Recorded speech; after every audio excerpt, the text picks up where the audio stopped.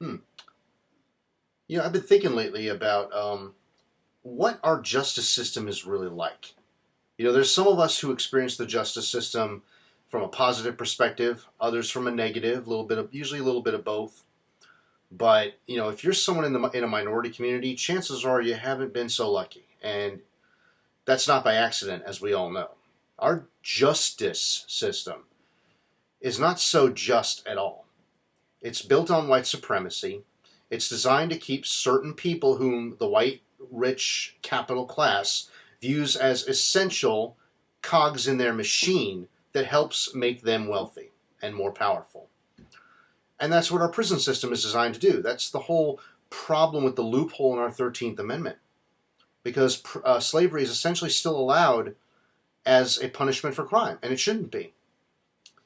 So, really, what you have here is an incentive structure to make up ways to lock people up. And some of those ways, I would dare say may even be unconstitutional. But no, nothing ever gets done about it because the billionaires get rich off of it. They buy the government. They own the politicians. Some of them even run as politicians themselves. And it's like, what corruption? I don't see corruption. What's going on? And meanwhile, these people are rotting away in prison cells, being forced into doing labor that is degrading, menial, tedious, and backbreaking, and they shouldn't be subjected to that kind of torture, but they are, because slavery is allowed in the prison system. But it does bring something into question, and that is, what is the true concept of justice in America? Do we even have one? There was an instance where, I believe it was a couple years ago. I know that Tom Hartman did a show about this once, or just said something about it in one of his segments, about a Montana prison warden who got invited to Norway and to see a couple of their facilities, and two of the prison wardens there showed this particular warden around, and my God, according to the Montana warden, compared to the U.S. prison system, their prisons are like country clubs, you know? They're like freaking college campuses or something. Well, I thought about that a minute. It's unique to me because I'm American. I grew up in America, so I'm used to our prisons looking like, basically hell on earth. And it's designed to be that way. It's designed to be oppressive and demoralizing and crushing because it's designed to punish, not reform. But justice does not involve like strictly punishing. What is justice? Who's to determine what defines justice, right? Because if you look at American history and also other cases throughout the world, throughout the history of the world, justice is so often mistaken for revenge. And that's what we really have in the United States. We don't have a system of justice. We have a system of vengeance. So what happens is you get someone who's accused of a crime. And it's the simplest thing in the world. We look around and there's always that someone who sees on TV, this person has been accused of double murder. And then the person watching the TV just jumps to conclusion and just goes, fry him, hang him high. And there's this immediate need, their emotions get triggered. There's this feeling they get that I need to exact revenge. I want revenge on this person. Because what they're doing is they're essentially putting their mindset in that of the victim or the victim's families. And yes, there is a large degree of empathy there, and that's good. That just shows you're a compassionate person. But when you flip that around and say, this person committed double murder, now we need to torture them and kill them ourselves in the name of the family and the victim, that's not justice. That's vicarious vengeance. So you're essentially, in a way, you're kind of cosplaying here. When you put yourself in this situation, you're basically playing the victim resurrected or playing a family member and saying, you took something from me, now I'm going to do the same to you. That's revenge. That's you trying to vindicate yourself to make yourself feel better. That's not justice. So justice is essentially, it's almost another word for balancing out, but not in the sense of someone did something bad, so we need to do something bad to them to compensate. No, no, no, no, no. That's just compounding the problem. You know, two wrongs don't always make a right, and this is one of them. If you look at, I believe in Norway, murder, first degree murder carries a 25-year prison sentence. Where in this country, depending on the state, it can be a life sentence to the death penalty. Now, in my state of Virginia, we did recently abolish the death penalty. Yay, us. We also legalized marijuana. How you like that? So, we're on the right track, obviously.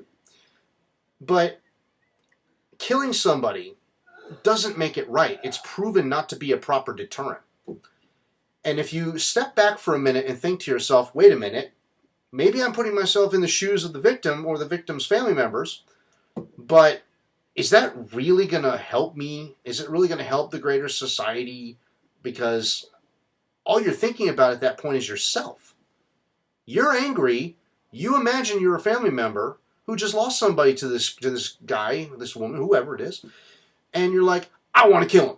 I mean, we heard this from fathers all the time, too. Like, if somebody touches my daughter, I'm going to kill that son of a bitch. And things like that. Or in a more fun way, if a guy wants to ask your daughter on a date, love that meme, to a young guy, young girl in the top, and the bottom it has that guy with a sniper rifle covered in foliage.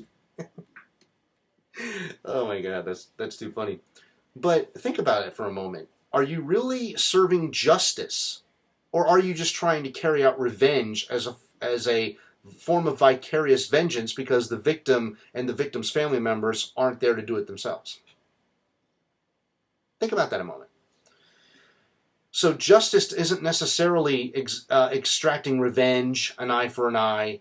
That's really just saying we can be just as nasty as you can. We can take life too. And then all you've done is add one murder on top of another. That doesn't help. And this is apparently what the people in Norway realize. Now, there's, I believe, I don't know if it's 2 times, I think it's twice. If you commit another murder after 25 years, then you do get locked away for life, or you could be locked away for life. But they don't have the death penalty. In fact, a lot of developed countries have outlawed the death penalty. I know Canada has. It's increasing here in the U.S. Hopefully, we will one day have nationwide ban of the death penalty because killing is wrong no matter who does it. But if you want justice, really the best thing to do is whenever possible, reform rather than punish. For example, if we were to re-examine how we do things like, okay, if somebody steals from a convenience store, or liquor store, or a drugstore, or whatever, should that person spend 20 years in prison? That seems like a little much, don't you think? I don't think so. I think at the least what you could do is say, okay, you're going to do community service from the company that you stole from. You're going to do like a 30-day community service for stealing this item. I think that's okay. Now, obviously, they wouldn't get paid for it, but well, actually, I should take that back. No. They should get paid for it because I'm against slavery. They would have to make at least the minimum wage, yes. But it's mandatory. They have to go there by law. If they don't, they could spend the next 30 days in jail. But 30 days compared to 20 years, I mean, that's a no-brainer, right? I think that's a little more reasonable. If you were to, I don't know, let's see, I'm thinking here, what's a good one? Vehicular manslaughter, okay? If you were to maybe, it's an accident, purely an accident here. If somebody accidentally runs over somebody, they were doing it, the good person jumps right out in front of the car, they couldn't stop in time, they run him over. And oh my God, we all break down maybe and cry and mourn the person who just died. Of course, I'd feel terrible. I'd feel really bad. But should somebody who does that go away for the rest of their life? Or up to, I think vehicular manslaughter can carry anywhere between 5 to 15 years. I think I might be getting the years mixed up, but anyway, it depends on the degree of manslaughter. Let's say it's involuntary, right? Like it was purely accidental manslaughter. I think that's 3rd degree. So should that person go away for that long, or should they find some way of, compensating the family as opposed to throwing this person in prison. Maybe this person just gets their license revoked, and maybe they, oh, I don't know, maybe they work for the family in some way. I don't know.